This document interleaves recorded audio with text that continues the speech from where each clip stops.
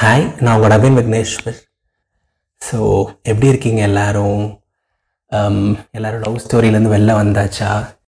நீதானே என் பொண்ணு வசந்தம்லேருந்து வெளில வந்துட்டிங்களா? நான் ஓரளவுக்கு வெளில வந்துட்டேன், பட் ஸ்டில் கொஞ்சம் மிஸ்ஸிங் ஃபீல் இருக்குது. சத்யா, வசந்த், ஷிஃபானாவெல்லாம் கொஞ்சம் மிஸ் பண்ணுறேன். லவ் ஸ்டோரி சொல்கிற அந்த ஃபீலை மிஸ் பண்ணுறேன். அந்த டேஸ் எல்லாம் கொஞ்சம் மிஸ் பண்ணுறேன். அண்ட் ஒரு நார்மல் பாட்காஸ்ட் நான் லவ் ஸ்டோரி பண்ணி ஒரு 3 மாதத்துக்கு மேலே ஆச்சா. ஸோ எனக்கு இந்த ஃபீல் கொஞ்சம் புதுசாக இருக்குது. ரொம்ப நாள் கழித்து பாட்காஸ்ட் பண்ணுறேன் நார்மலாக. அண்ட் ஆல்சோ ஒரு புது டெம்ப்ளேட் நான் எடுத்திருக்கேன். எப்போவுமே வந்துட்டு நம்ம ரொம்ப பொயட்டிக்காக பேசுவோம்ல. அதாவது லைஃப்பில் எப்போவுமே உங்களுக்கு பிடிச்ச விஷயத்த அப்படிங்கிற மாதிரி ரொம்ப பொயட்டிக்காக ஒரு பிஜிஎம் போட்டுட்டு அந்த மாதிரி தான் நம்ம பேசுவோம். ஒரு 6-7 வருஷமாக அப்படி தான் பேசிகிட்டு இருக்கோம். பட் ரீசெண்டாக நான் கேட்ட ஒரு சில பாட்காஸ்ட்ஸோட இன்ஸ்பிரேஷன், ஒரு சில லெஜண்ட்ஸோட இன்ஸ்பிரேஷன், அவங்கெல்லாம் வந்துட்டு நானும் கொஞ்சம் ஒரு புது மாடல் ட்ரை பண்ணி பார்க்கலாம், கொஞ்சம் வித்தியாசமாக பேசி பார்க்கலாம், நம்ம வாய்ஸ் மட்டுமே போதும், எதுக்கு பிஜிஎம் அப்படிங்கிற மாதிரி ஒரு பாயிண்ட்டும். அண்டு ஒரு பொயட்டிக்காக ஒரு 5 நிமிஷம் 7 நிமிஷம் அப்படின்னு பேசாமல் கொஞ்சம் லென்த்தாக பேசுவோம். நமக்கு மனசில் தோன்றதெல்லாம் பேசுவோம், கொஞ்சம் ஜாலியாக பேசுவோம், ஒரு டிப்பிக்கல் ரேடியோ மாதிரி பேசுவோம். அது மாதிரி பண்ணி பார்ப்போம் எப்படி இருக்குன்னு சொல்லி ட்ரை பண்ணலான்னு சொல்லிட்டு ஒரு எண்ணம் தான். ஸோ இந்த எபிசோடு வந்து அதுக்கான ஒரு பிள்ளையார் சொல்லி மாதிரி.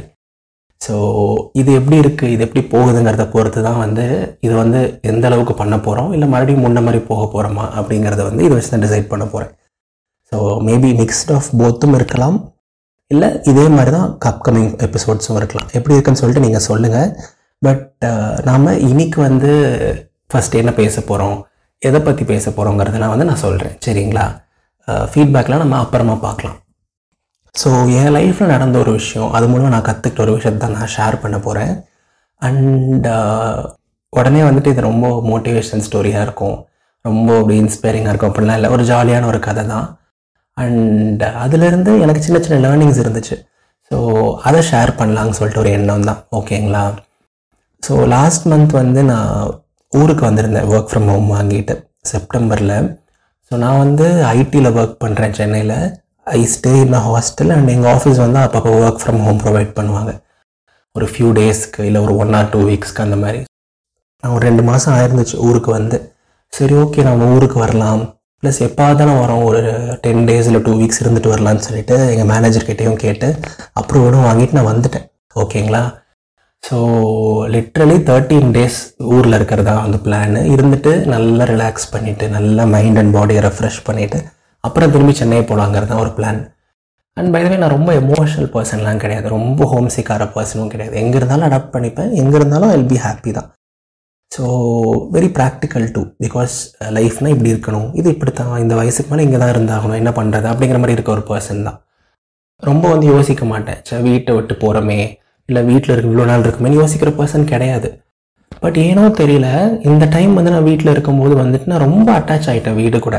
அந்த ஒரு 2 வாரம் இருந்தனாலையா, அந்த லென்த்னாலையா, இல்லை என்னன்னு தெரியல, செம்ம கம்ஃபர்ட்டாக ஃபீல் பண்ணேன். ஏன்னா ஹாஸ்டலில் இருக்கும்போது வந்து என்னை நானே பார்த்துக்கணும், என் துணியை நான் துவைக்கணும், டெய்லியும் ஆஃபீஸ் கிளம்பி போயிட்டு வரணும், சின்ன சின்ன சோர்ஸ் அண்ட் ரெஸ்பான்சிபிலிட்டிஸ் அதெல்லாம் இருக்கும் இல்லைங்களா? அது மாதிரி எதுவுமே இல்லை, எல்லாமே அம்மா பார்த்துப்பாங்க. நேரத்துக்கு சாப்பாடு வந்துடும், நேரத்துக்கு அம்மா ஃப்ரூட்ஸும் கொடுத்துருவாங்க, மதியம் வந்து மோர் கொடுத்துருவாங்க, காலையில் வந்துட்டு எழுப்பி விடுற கூட அம்மா வந்துடுவாங்க. எல்லாத்துக்குமே அம்மா இருப்பாங்க, இல்லை அப்பா இருப்பாங்க. அண்ட் காலையில் எழுந்திரிச்சோடனே நான் ஜாலியாக சைக்கிளிங் போயிட்டு வந்துடுவேன், கொஞ்சம் பொறுமையாக லாகின் பண்ணுவேன். வீட்டிலேருந்து ஒர்க் பண்ணுறதுனால கொஞ்சம் ரிலாக்ஸாக ஒர்க் பண்ணேன், ரொம்ப சீரியஸாக இல்லாமல். ஸோ அந்த 2 வாரம் வந்துட்டு அப்படியே it was like made in heaven மாதிரி தான். ரொம்ப ஹாப்பியாக போச்சு. I felt so comfortable. நைட்லாம் வந்து சாப்பிட்டு முடிச்சுன்னா அதுக்கப்புறம் ஜாலியாக ஃபோன் நோண்டிகிட்டு இருக்கிறது, இல்லை யார்ட்டையாவது பேசிகிட்டு இருக்கிறது, அந்த மாதிரி தான். ஸோ எனக்கு ஃபர்ஸ்ட் ஒரு ஃபியூ டேஸ் ஒன்றும் தெரியல, பட் போக போக வந்துட்டு I got so much into this zone and vibe. சரி, இது நல்லா இருக்குல்ல, இது இந்த மாதிரி ஃபீல் நல்லா இருக்குல்ல, ஐயோ இது முடிஞ்சிடக்கூடாது, ஐயோ நம்ம திரும்பி ஹாஸ்டல் போனால் கஷ்டம் இல்லை, டெய்லியும் ஆஃபீஸ் போகணும், நம்மளை நாமளே பார்த்துக்கணும், இந்த அளவுக்கு ஃப்ரீயாக இருக்க முடியாதுன்னு சொல்லிட்டு யோசிக்க ஆரம்பித்தேன். And towards the fake end, அந்த ஒரு 13 days இல்லை 2 வாரம் முடிய போகிறப்ப லாஸ்ட் ஒரு ஃபியூ டேஸ்லலாம் வந்துட்டு எனக்கு லைட்டாக ஃபீலே ஆக ஆரம்பிச்சிருச்சு.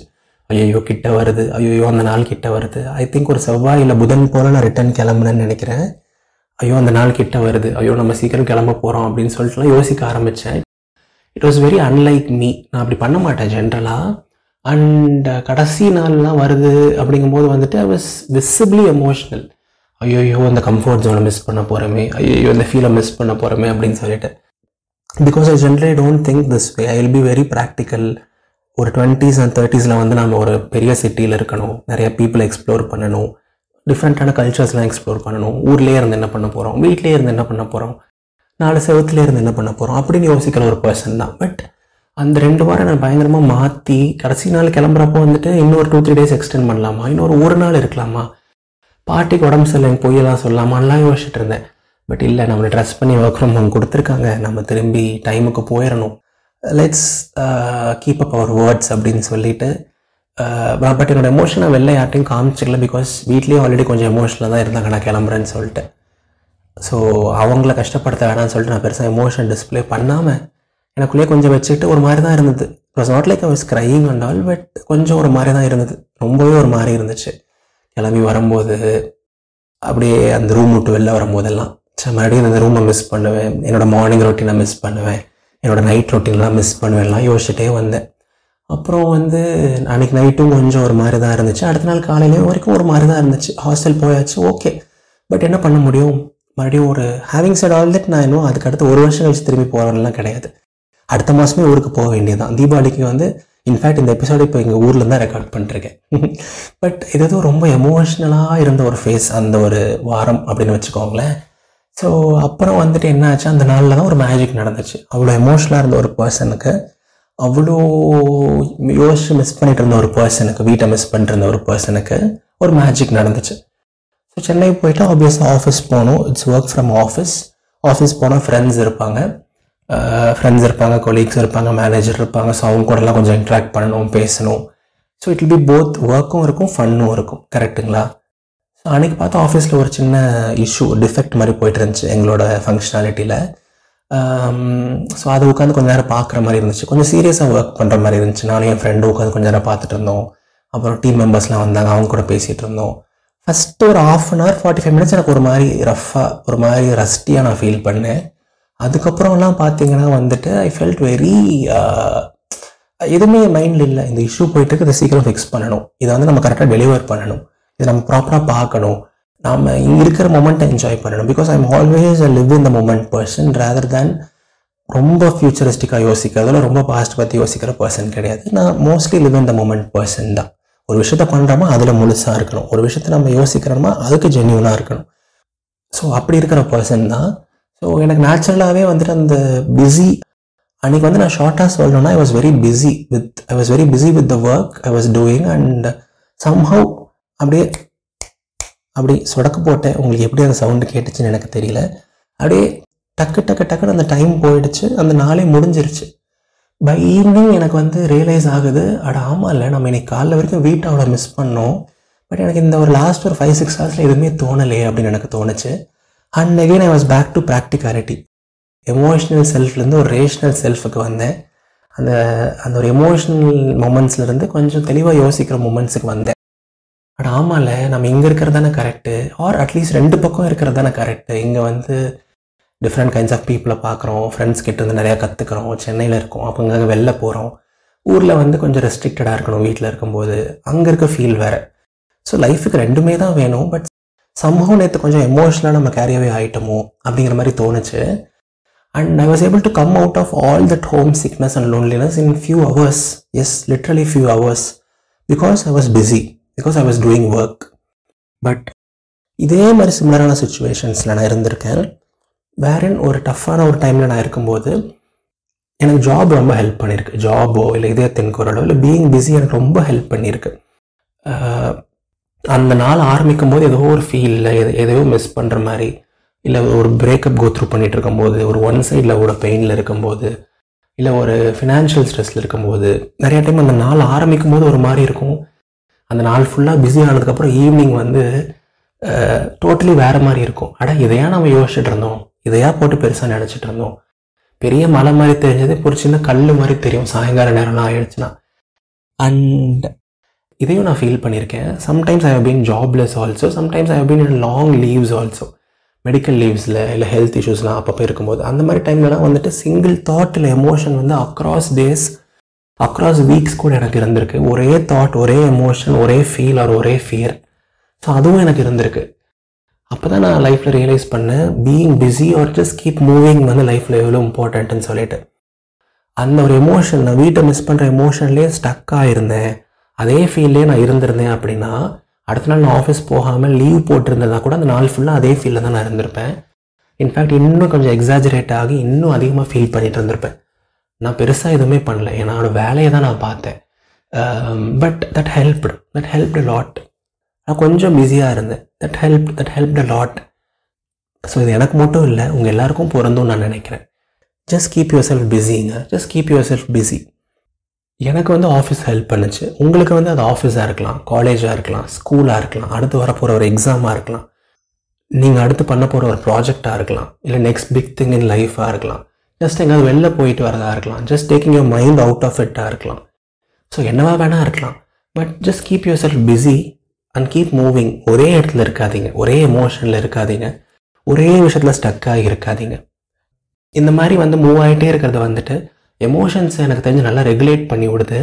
And it helps life move on better. It helps life go smoother and it makes us feel better. In short சொல்லணும் அப்படிங்கன்னா வந்துட்டு ஒரு பெரிய பிரேக்கப்பே ஆகிடுச்சு, இல்லை ஒரு பெரிய லைஃப்பில் ஒரு பெரிய அடியே விழுந்துருச்சு. 2 பேர் எடுத்துக்கோங்க. ஒருத்தன் பேர் வந்து விமல், இன்னொருத்தன் பேர் கமல். விமலுக்கு வந்து பெரிய அடி, பெரிய பிரேக்கப்பு, பெரிய ஃபினான்ஷியல் லாஸு. கமலுக்கும் அதே தான்.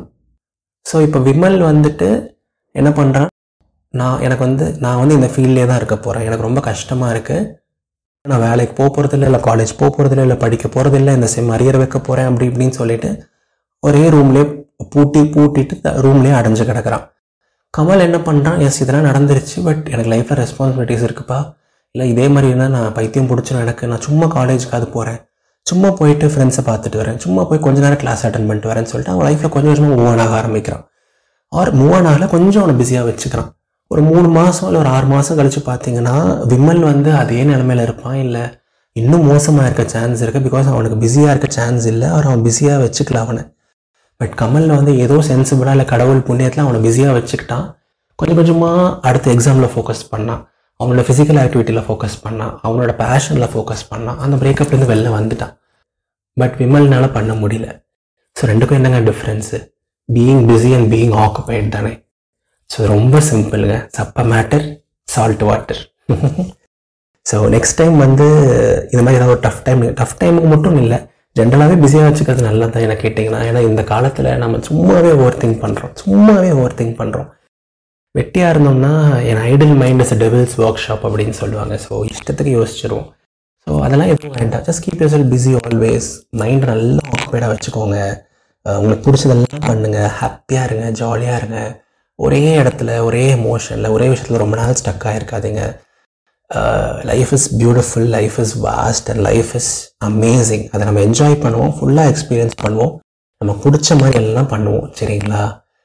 எல்லோரும் எப்பவும் ஹாப்பியாக இருங்க, சிரிச்சுட்டே இருங்க, உங்களுக்கு மனசுக்கு பிடிச்ச விஷயத்த பண்ணிகிட்டே இருங்க, நிறைய எக்ஸ்ப்ளோர் பண்ணுங்கள், பிஸியாக வச்சுக்கோங்க. அண்ட் எப்போவுமே முழு மனசாக நம்புங்க, வாழ்க்கை ரொம்ப ரொம்ப அழகானது.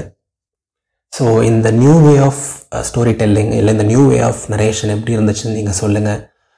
இதை வந்து ஓகேவா, இல்லை முன்ன மாதிரி பேசலாமா, இல்லை ரெண்டையும் கலந்து போடலாமா, அண்ட் ஆல்சோ பிஜிஎம் இல்லாமல் பேசுகிறது எப்படி இருக்குது, இல்லை பிஜிஎம் போட்டு பேசலாமா? ஸோ அதையும் பற்றியும் நீங்கள் ஃபீட்பேக் சொல்லுங்கள். இந்த எபிசோடு உங்களுக்கு பிடிச்சிருந்தா ஏதாவது ஃபீட்பேக் ஷேர் பண்ணணுன்னாலும் சொல்லுங்கள்.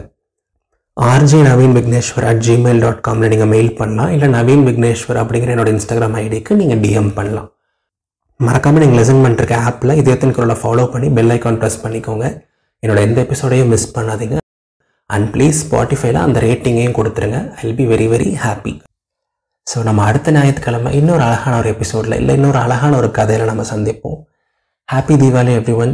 சேஃபாக செலிப்ரேட் பண்ணுங்கள், ஹாப்பியாக செலிப்ரேட் பண்ணுங்கள். சீக்கிரமாக நம்ம பார்ப்போம். Love you all. Cheers. Bye bye. இது நவீன் விக்னேஸ்வரன், இதயத்தின் குரல். நன்றிகள் 1000.